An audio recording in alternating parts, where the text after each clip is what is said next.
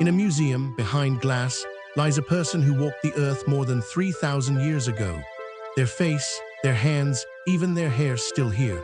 While whole empires have risen and crumbled to dust, this one human body has lasted, almost unchanged, across the longest stretch of time you can imagine. That's a mummy, and the Egyptians didn't make them by accident. They did it on purpose, with astonishing care, because of what they believed waited on the other side of death. This is the story of why the Egyptians preserved their dead, how they actually did it, and the incredible journey they believed every soul had to take, how we got here. To understand mummies, you have to understand what the Egyptians believed about death. To them, death was not the end. It was a doorway. They believed that after you died, you could live again forever in a beautiful afterlife.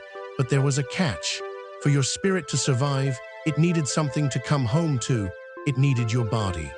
The Egyptians believed each person had different parts of a soul. One part, they thought, would fly out into the world by day and return at night, and it had to be able to recognize and return to your body. If the body rotted away, the soul would have nowhere to go, and you would be truly, finally gone. So preserving the body wasn't gruesome to them. It was an act of love. It was how you gave someone you cared about the chance to live forever. And over thousands of years, they turned that act of love into one of the most skilled crafts of the ancient world.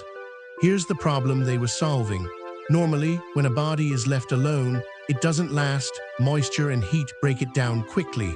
The Egyptian embalmers had to stop that, and their great secret weapon was simple: dryness. It turns out that if you can remove all the water from something, it stops decaying. The desert had already taught them this. The very earliest Egyptians, long before the pyramids, simply buried their dead in the hot, dry sand, and the sand naturally dried the bodies out and preserved them. People must have seen this happen and wondered, and slowly learned to do on purpose what the desert did by accident. That deliberate process took time. A proper mummification lasted about 70 days, roughly 2.5 months of careful, patient work by trained embalmer priests. Let's walk through it gently. First, the body was washed in water from the Nile and in palm wine, cleaning and purifying it. Then came the most important step: removing the parts of the body that hold the most moisture, the soft inner organs, because those would spoil the fastest.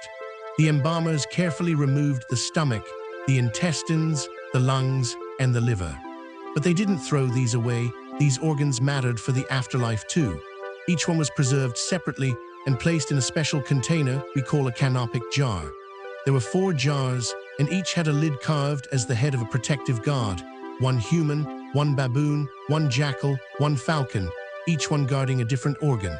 Even the parts inside you had their own guardians. Now 2 organs were treated very differently. The brain, the Egyptians, honestly, didn't think the brain was important. They believed thinking and feeling happened in the heart, not the head, so the brain was removed and discarded. The heart, though, the heart stayed. They believed the heart was the center of a person, your mind, your memory, your goodness, your very self. And the heart had a crucial role to play later, in the afterlife, so it was left exactly where it belonged. Now for the heart of the whole process, drying the body out completely.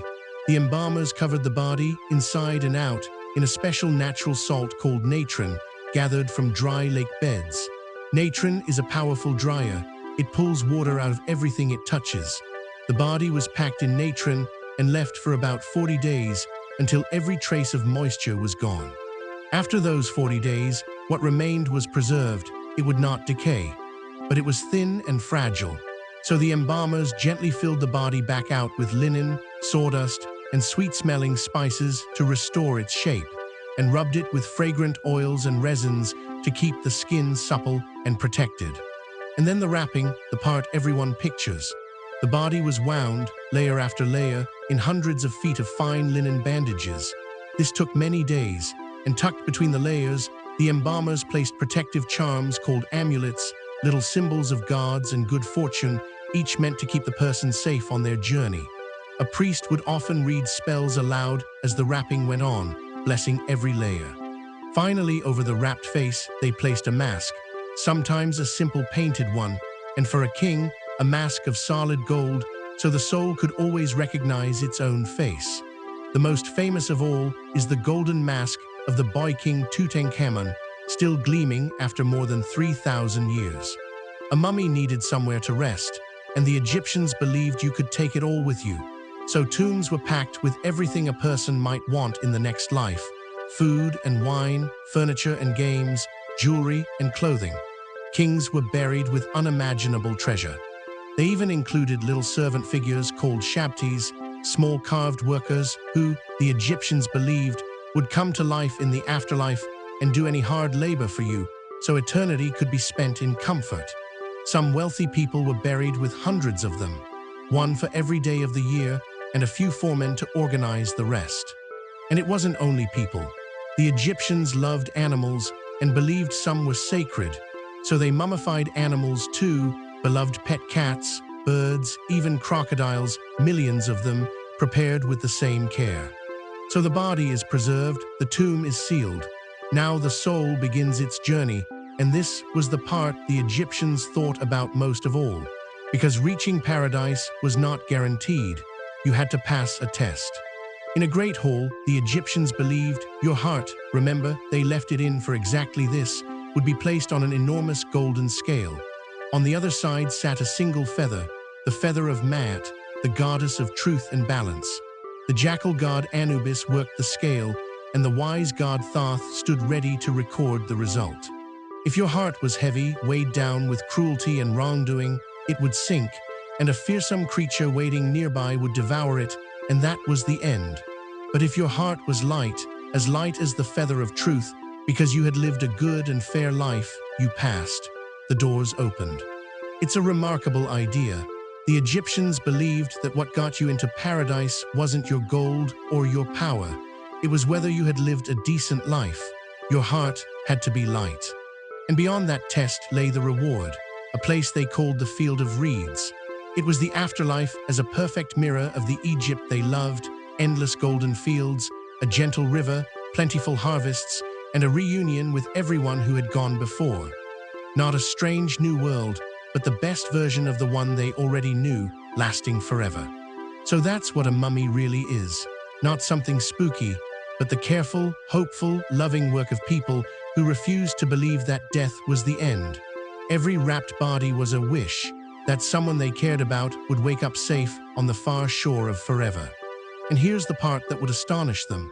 They were trying to send their people into eternity. What they actually did was send them to us, because those preserved bodies survived, and today, with gentle scans that never disturb the wrappings, we can study a mummy and learn what they ate, what they looked like, even what made them ill thousands of years later. The Egyptians wanted their dead to live forever. In a way they never expected, through our memory and our wonder, they got their wish.